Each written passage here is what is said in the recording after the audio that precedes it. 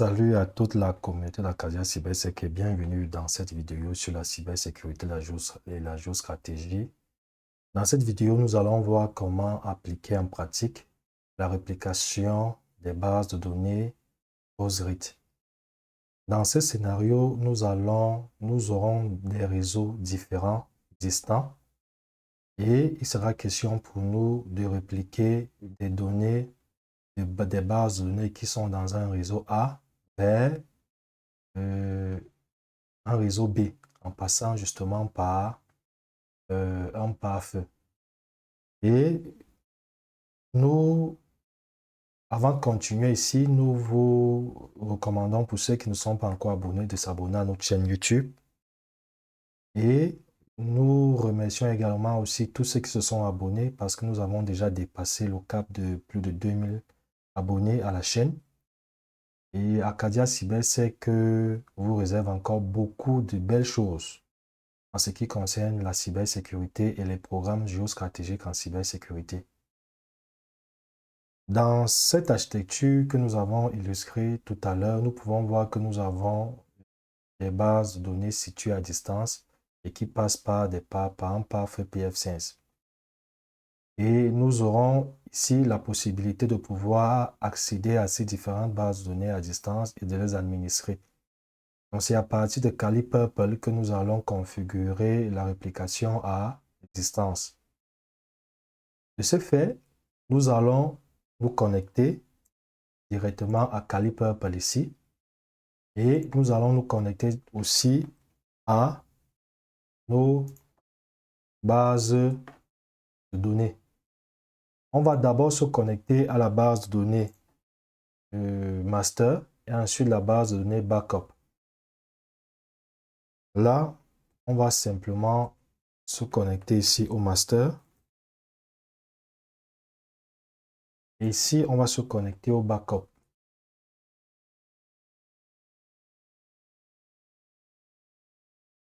Et là,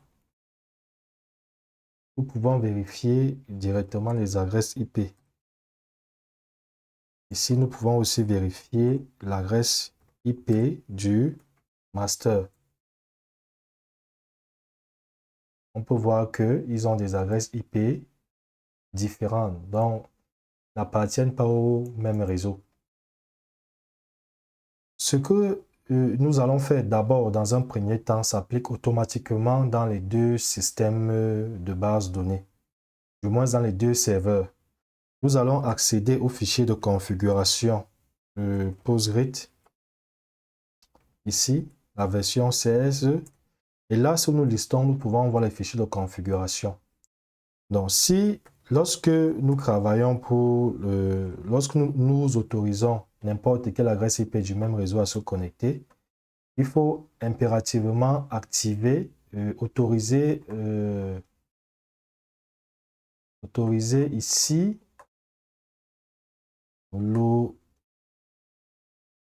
ici. On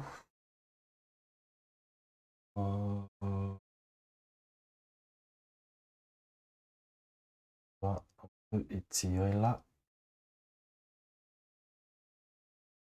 Le fichier postgrid.conf.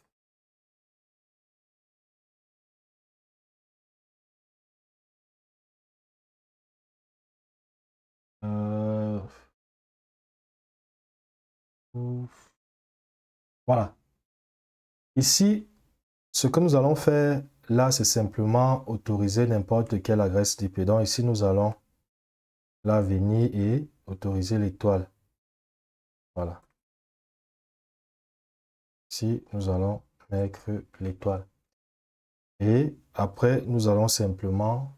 on va l'avoir sorti, hein, parce que nous ne sommes pas partis en mode sudo. Donc, sudo.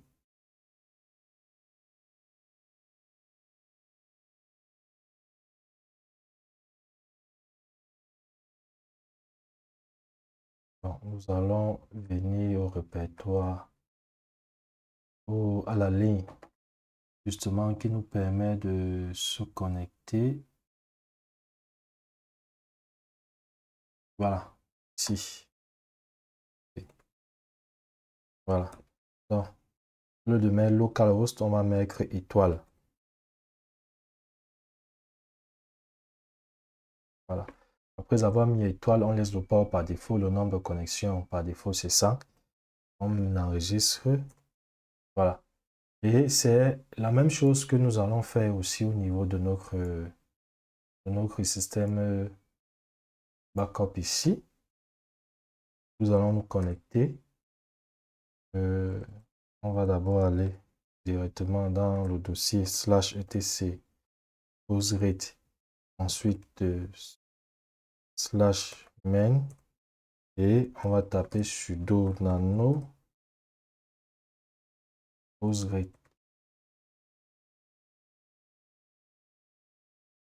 Voilà. Et ici, on va descendre là pour activer les connexions, l'authentification des connexions. Donc ici, nous allons venir, on va décocher et on va faire aussi, là, on met étoile. Et ici, on va sortir et enregistrer. Une fois que nous avons donc fait ces deux actions-là, nous allons simplement juste redémarrer notre RGBD. On va simplement essayer de redémarrer afin que ça puisse être pris, afin que les différentes modifications puissent prendre en compte. Bon, là, c'est si on veut, parce que normalement, on n'est pas obligé, mais on va simplement juste redémarrer. Sudo système ctl restart start postgrid. Voilà, SQL. Voilà, donc on va simplement juste prendre ceci. On va faire la même chose ici pour là, pour le backup. OK. Donc, une fois que nous avons terminé donc d'activer, ce que nous allons faire maintenant, c'est qu'on va d'abord s'appesantir au niveau du voilà, ici au niveau du master. Bon, là, on peut voir que ça porte les deux, ça porte les mêmes noms. Donc ici, on va simplement, si on peut vérifier avec l'adresse IP, -c.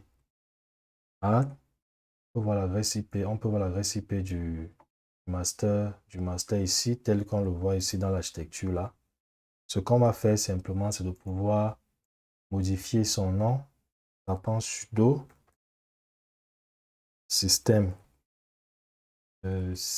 sudo hostname, pardon, hostname ctl hostname, et ensuite on va l'appeler postgrid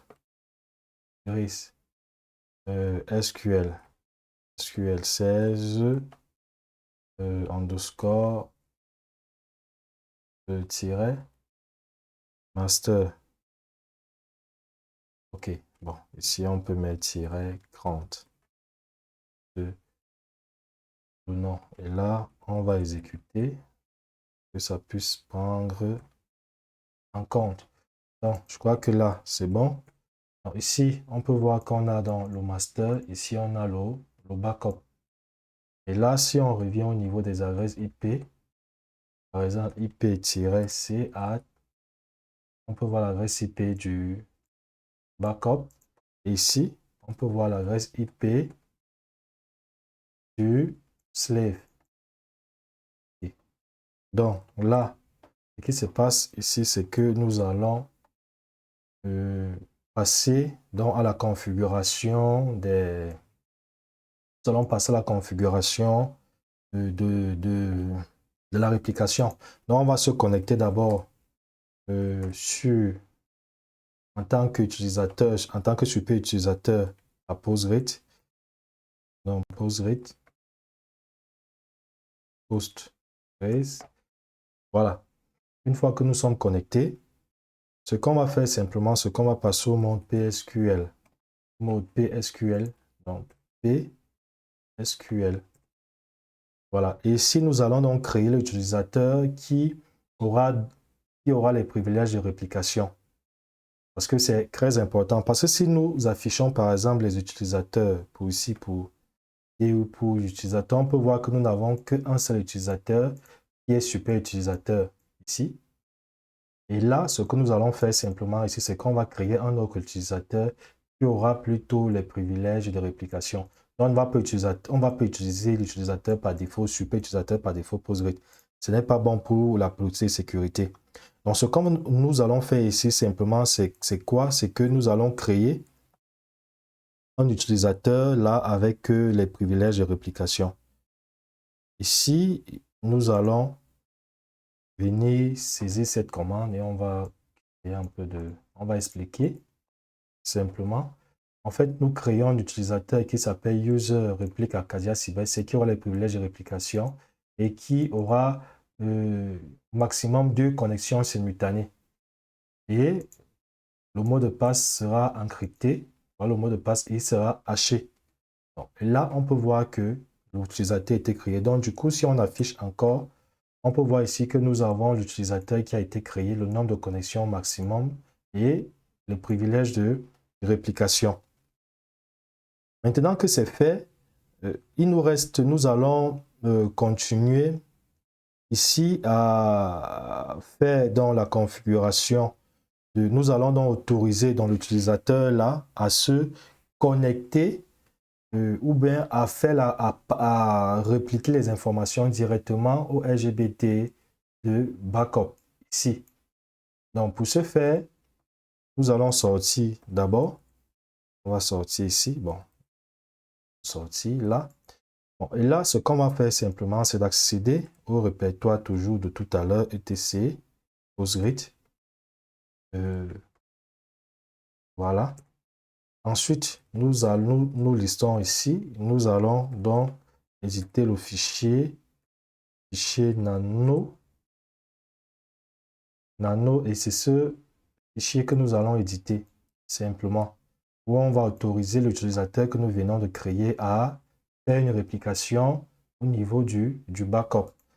Donc là, c'est ce fichier-ci. OK. Bon, ici, là, nous pouvons voir que nous avons déjà nous avons quelques éléments ici. Ce qu'on va faire simplement, c'est de pouvoir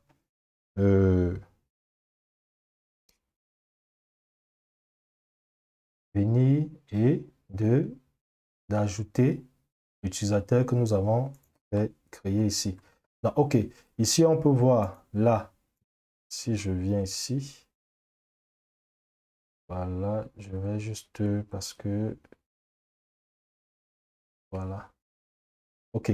Donc, ici, on peut voir l'autre, ici, host, ici, c'est local. Ici, nous avons le privilège de réplication, l'utilisateur qui va répliquer. Ici, c'est l'adresse IP du serveur. Donc, l'adresse IP de ce bonhomme-ci. L'adresse IP du serveur de réplication. Donc, si nous tapons ici, son adresse IP, on peut voir ici que c'est effectivement son adresse IP qui doit être ajoutée ici. Et là, c'est la fonction de hachage utilisée. Et ici, l'utilisateur que nous avons créé précédemment. Donc là, nous enregistrons simplement, mettons sur Yes et c'est validé. Donc, il ne nous reste plus qu'à redémarrer notre serveur Postgres afin de pouvoir prendre en compte les différentes modifications que nous venons d'apporter. Donc là, nous allons et cela ici. OK. Et on peut vérifier même le statut. Vérifier le statut ici. Statut. Voilà. On peut voir que c'est bon. Donc, si je reviens ici, je me connecte directement à l'utilisateur Postgres. Ici, je passe directement commande PSQL. On peut voir là que, effectivement, je suis connecté, je suis en mode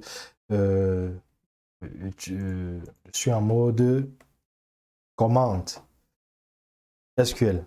Bon, la deuxième étape consistera maintenant à gérer backup, justement. Donc là, nous allons nettoyer. Et ici, au niveau du backup, on va se rassurer que le système d'abord soit, le RGBD soit éteint afin d'appliquer dans les modifications.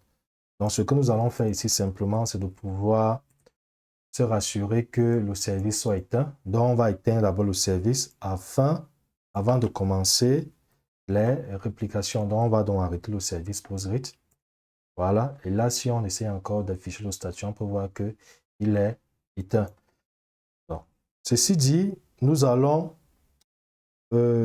copier le fichier, du moins le répertoire où va se faire, du moins les fichiers où seront stockées les données en fait. Parce que les données sont stockées généralement dans le fichier /var postgrid et consort. Donc on va simplement copier afin que ces données-là puissent être simplement, comment je peux dire ça? En fait, ici, nous aurons, dans ce répertoire, nous allons simplement copier les données où les réplications vont se faire. En fait, c'est dans ce dossier que les réplications vont être effectuées. Donc, du coup, ce que nous faisons là, c'est copier le dossier ci. Voilà. Donc, j'explique ici. Ici, nous venons dans /var lib postgrid ça et nous copions ça en renommant en fait ici. Donc, si je... Déjà, c'est ce que nous allons faire, mais avant de le faire, nous allons nous connecter d'abord en tant qu'utilisateur postgrid. Donc, nous allons simplement taper sudo su, on tape l'utilisateur postgrid. Bon, on va se connecter là, -i, -u, postgrid. Et ici, donc, nous allons saisir dans cette commande-là. Et là, on peut voir. Donc, si nous partons donc dans le répertoire-ci, nous partons dans ce répertoire. Voilà. Et nous listons. Ici, là même, je suis parti dans main. Je vais revenir 2 fois en arrière. Voilà. Ici, nous listons. On peut voir qu'on a le main et on a le nouveau répertoire que nous avons copié. Donc ici, ce que nous allons simplement faire, c'est de pouvoir supprimer celui-ci parce que c'est celui-ci que nous allons utiliser. Donc, nous allons simplement le supprimer ici et on va travailler avec celui-ci. Donc, là, on va simplement ici le supprimer. Ici. Ouf. Voilà. Oui. Et ici, remove 2 fois.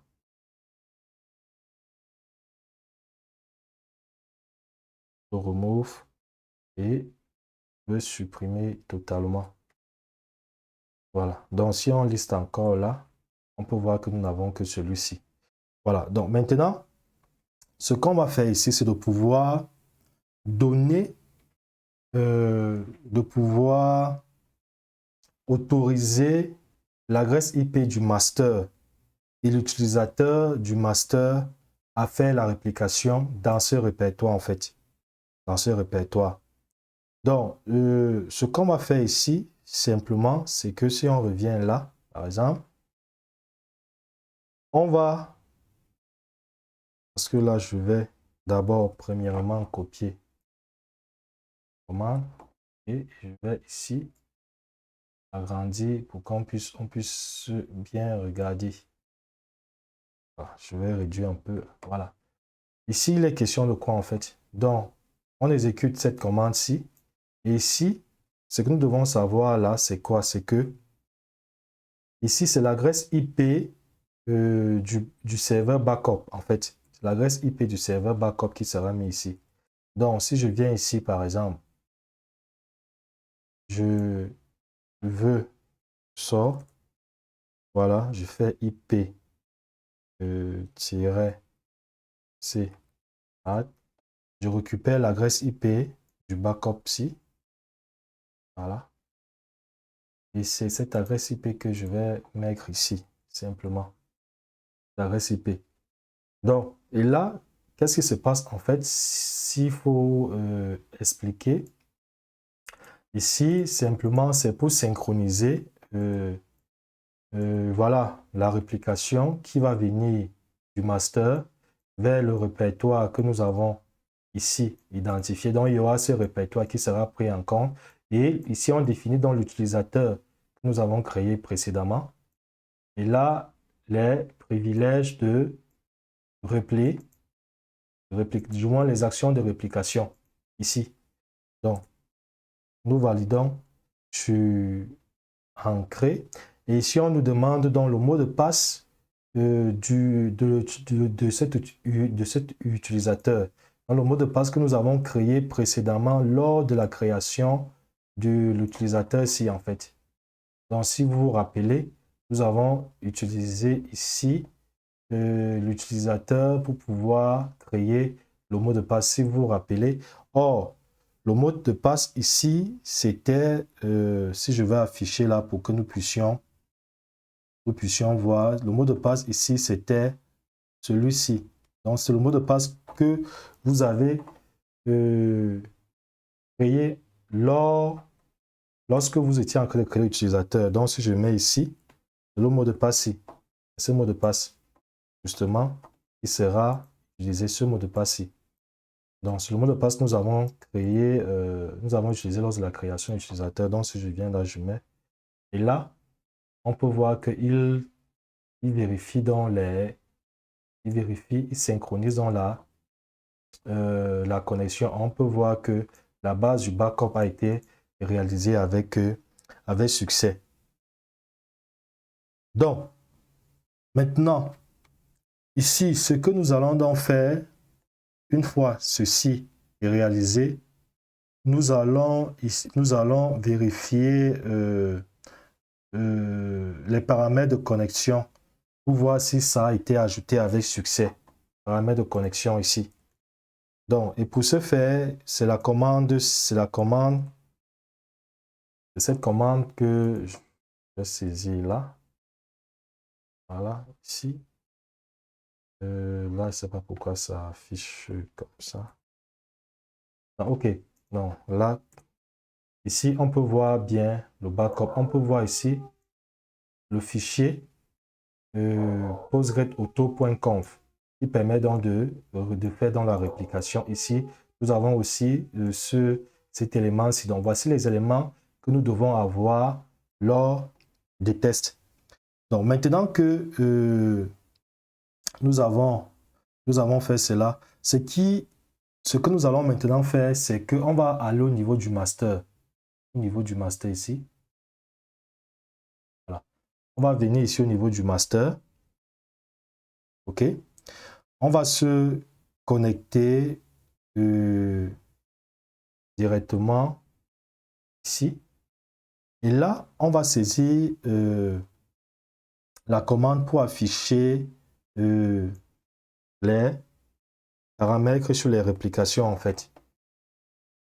Là, si nous faisons ceci, voilà, cette commande-ci, select from, fichier qui contient les éléments sur la réplication. Et ici, je tape sur Ancré et on peut voir justement que nous avons un slave lock en fait, qui est slave load 1, qui a été généré. Du moins, ça nous montre déjà que les informations sont bonnes. Donc maintenant là, ce qu'on va simplement faire maintenant, c'est de pouvoir venir au niveau de notre ici au niveau de notre backup.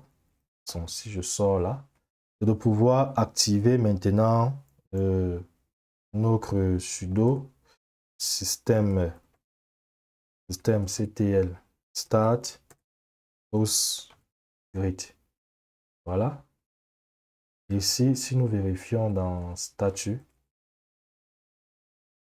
on peut voir que c'est bel et bien activé. Et une fois que nous sommes connectés, on va donc essayer d'ancrer dans sudo-i-u Ensuite, utilisateur PostgreSQL. Et là, on va taper PSQL. PSQL. Voilà. Bon. Maintenant, on va vérifier la synchronisation aussi au niveau de notre... On va voir s'il y a une synchronisation qui a été établie entre le master que voici et le backup que voici. Donc, pour ce faire, on va saisir la commande ici select. Select from pg underscore, bien sûr en minuscule, pg underscore stat underscore wall underscore re. Voilà. Et là, nous validons par point virgule. Donc ici, on veut vérifier s'il reçoit les paramètres du master en fait. S'il reçoit les paramètres du master. C'est simplement à quoi va nous servir cette commande. Ici, on nous dit qu'il y a un problème au niveau de la syntaxe. Ah oui. Donc ici, on a select from.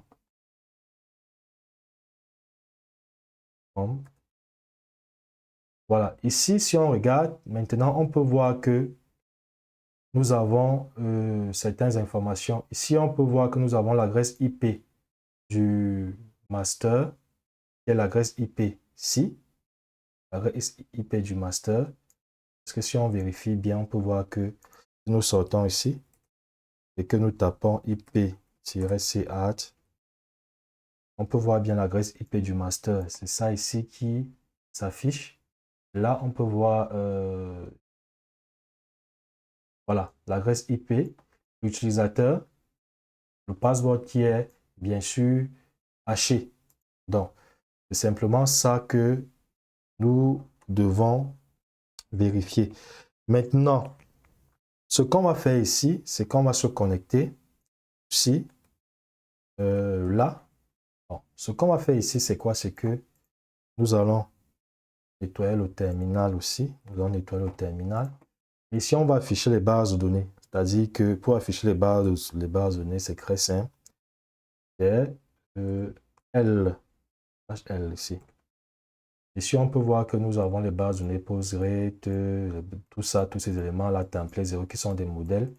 Là, nous n'allons pas entrer en détail dessus. Ici, ce qui nous intéresse là aussi, c'est que nous voyons que nous avons les bases de données ici, là. Donc, ce que nous allons donc faire ici, simplement, c'est que nous allons créer une nouvelle base de données que je vais appeler Crea Database Acadia Cybersec existante. Ici, si je crée, là on peut voir, si je liste là, on peut voir que j'ai une base de données, 2 et 3 bases de données ici, n'est pas plus. Bon, ici, si je viens donc créer ma base de données ici, distante, là, je tape sur Ancrer et je liste encore, on peut voir ma base de données distante ici.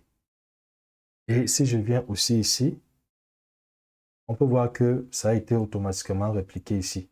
Donc, ça veut donc dire quoi? Ça veut dire que toutes les actions que nous allons mettre ici pour pouvoir exécuter, ça va fonctionner sans problème. La preuve, c'est que si je tape la commande pour me permettre de me connecter, donc c'est C, j'identifie dans la base de données ici, on peut voir que je me connecte aussi. Voilà. Voilà, on peut voir que je suis connecté aussi ici. Si je fais la même chose également aussi là, ce que je mets slash, je vais me connecter à la base de données ici. On peut voir que je suis également aussi connecté. Donc voilà en fait un peu ce dont nous pouvons réaliser. Et on peut donc ici aller même plus loin, c'est-à-dire par exemple créer des tables sur la base de données et faire toutes les actions que nous voulons que nous voulons bien sûr réaliser. Donc là, nous allons essayer de faire probablement un petit test simplement ici. Nous allons créer une base de données. Nous allons créer une base de données ici que nous allons appeler, disons que je vais créer une base de données ici que voilà. Donc je vais créer la base de données ici. Voilà, la base de données a été créée. Donc du coup, si je vais afficher mes tables là, je tape simplement. On peut voir ici que ma table a été créée. Et si je vais afficher, par exemple, ici, on peut voir les détails relatifs sur ma table. Donc là, maintenant, si je viens aussi ici, je tape slash, là, slash dt, pour voir que ça a été créé. Donc, ce que nous allons faire, c'est quoi? C'est que nous allons insérer simplement quelques données ici. Donc, on va insérer par exemple, là, on va insérer par exemple ici quelques données là. Hein? Ici,